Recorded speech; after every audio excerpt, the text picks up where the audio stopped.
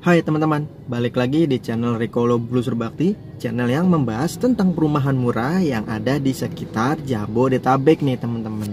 Kali ini saya bukan mau mereview rumah, tapi lebih tepatnya saya mau mengajak teman-teman untuk sharing dan berbagi pengalaman tentang rumah subsidi nih teman-teman. Lebih tepatnya kita bertukar pikiran ya teman-teman, bukan maksud menggurui. Jadi apa sih yang di dalam pikiran teman-teman kalau ngedenger tentang rumah subsidi? Biasanya harganya murah, DP-nya kecil, cicilannya kecil, tapi lokasinya jauh banget nih teman-teman. Ya seperti itu. Jadi saya bakal mau ngebahas tentang kekurangan dan kelebihan kalau teman-teman punya rumah subsidi ya teman-teman. Jadi ini bisa jadi bahan pertimbangan buat kalian untuk ngambil rumah subsidi. Jadi jangan main asal ambil aja karena harganya murah, cicilannya ringan, tenornya panjang langsung gue ambil. Tapi minimal teman-teman bisa punya pengalaman lebih jauh tentang rumah subsidi ya teman-teman. Oke, kita bakal coba membahas jika teman-teman mencari rumah murah, maka membeli rumah subsidi bisa jadi pilihan utama buat teman-teman nih. Harga yang tawarin juga murah, kebanyakan di angkanya nggak nyampe 200 jutaan ya teman-teman. Seperti namanya, rumah subsidi memang targetnya untuk masyarakat berkemampuan menengah ke bawah ya teman-teman. Jadi rumah subsidi itu dibangun oleh pemerintah Indonesia lewat Kementerian PUPR yang bekerja sama dengan developer yang ada di Indonesia nih teman-teman. Namun sebelum membeli rumah subsidi, ada baiknya kalian mengetahui kekurangan dan keuntungan kalau kalian beli rumah subsidi ya teman-teman.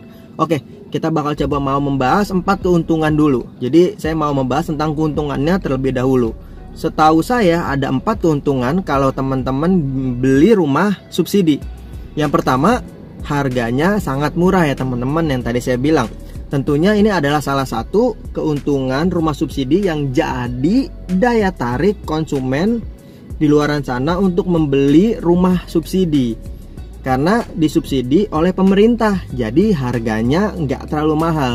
Kisarannya itu sekitar 150 juta sampai 200 juta. Bahkan dari beberapa yang saya review itu nggak ada yang nyampe 200 jutaan ya teman-teman. Biasanya di angka 168, bahkan paling mahal tuh 180 jutaan.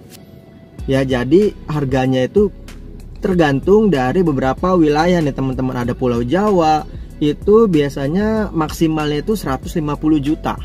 Ya, di Pulau Kalimantan itu 164 jutaan.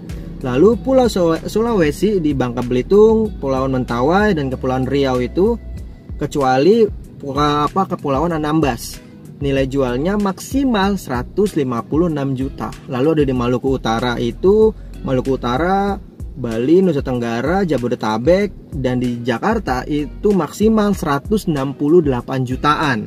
Bahkan saya nggak pernah ngelihat rumah subsidi yang saya review harganya lebih dari itu teman-teman. Lalu di Papua dan di Papua Barat ada sekitar 219 juta rupiah. Oke, lalu keuntungan yang kedua, masa tenornya panjang dan cicilannya rendah nih teman-teman. Keuntungan rumah subsidi selanjutnya adalah yang tadi saya bilang, masa tenornya panjang dan cicilannya rendah. Jadi masih ada hubungannya dengan poin yang pertama tadi, harganya murah. Mengingat harga yang murah, maka cicilannya yang dibayarkan nih sama teman-teman itu murah. Belum lagi dengan penawaran jangka waktu pinjaman atau masa tenor yang panjang, 20 tahun, 15 tahun, bahkan setahu saya ada yang menawarkan 25 tahun nih teman-teman. Lalu ditambah bisa jadi itu bunga tetap ya atau fixed rate yang membuat besaran cicilan per bulannya tidak naik selama masa tenor. Jadi harga cicilannya fix, selama teman-teman nyicil itu harganya fix. Dan rata-rata cicilannya itu sekitar 1 jutaan nih teman-teman. Bahkan ada yang bayar cicilannya hanya 800.000 setiap bulan. Lalu kita masuk keuntungan yang ketiga, yaitu DP-nya rendah atau kecil nih teman-teman. Keuntungan rumah subsidi berikutnya adalah DP-nya rendah. Seperti yang diketahui ya teman-teman, DP adalah salah satu kendala nih. Biasanya kita mau beli rumah nggak punya DP. atau kita punya DP terkendala DP kita nggak terlalu banyak. Nah, rumah subsidi ini bisa jadi solusi. Dan biasanya rata-ratanya DP yang dibayarkan oleh pembeli atau peminat itu sekitar 10%. Ya, kurang lebih sekitar 10 bahkan sampai 15 jutaan ya teman-teman, tergantung dari harga jualnya. Lalu yang terakhir, keuntungan yang terakhir adalah persyaratannya yang cukup mudah. Ya, maka itu target pasarannya adalah untuk kaum menengah ke bawah. Keuntungan rumah subsidi yang terakhir ya itu tadi yang saya bilang, untuk menembus hunian ini ada beberapa persyaratan yang harus dipenuhi berdasarkan peraturan Kemenpera nomor 3 tahun 2014, yaitu warga negara Indonesia berusia minimal 21 tahun, berpenghasilan tetap maksimal 4 juta untuk rumah tapak dan 7 juta rupiah untuk rumah sejahtera susun.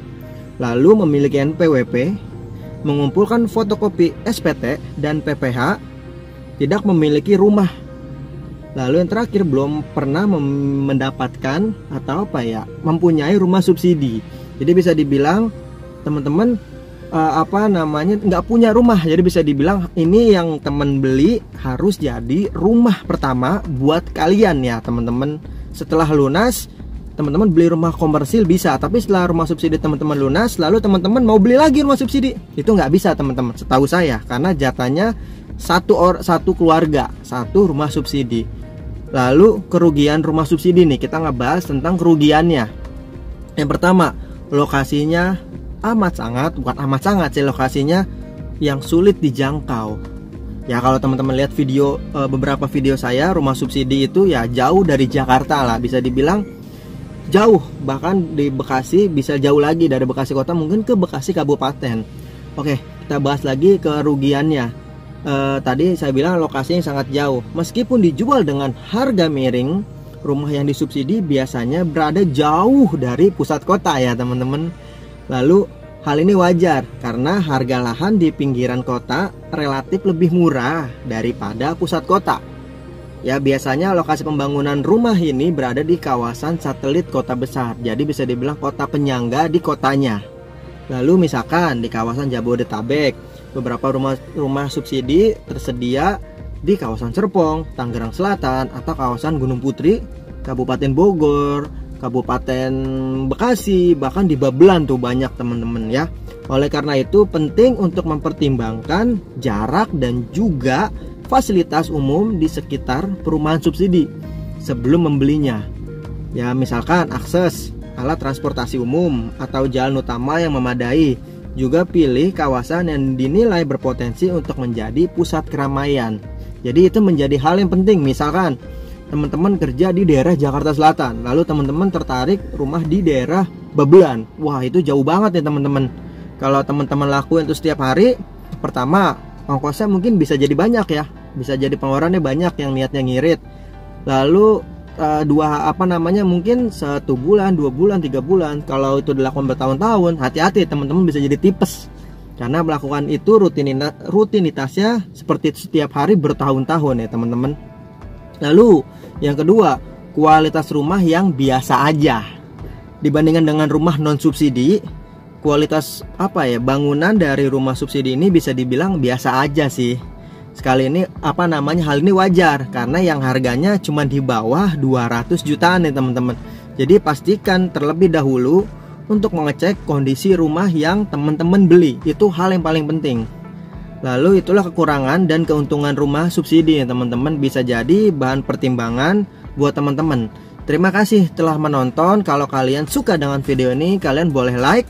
Atau kalian butuh informasi tentang perumahan murah lagi di sekitar Jabodetabek, kalian boleh subscribe agar kalian nggak ketinggalan informasi tentang perumahan murah yang ada di sekitar Jakarta.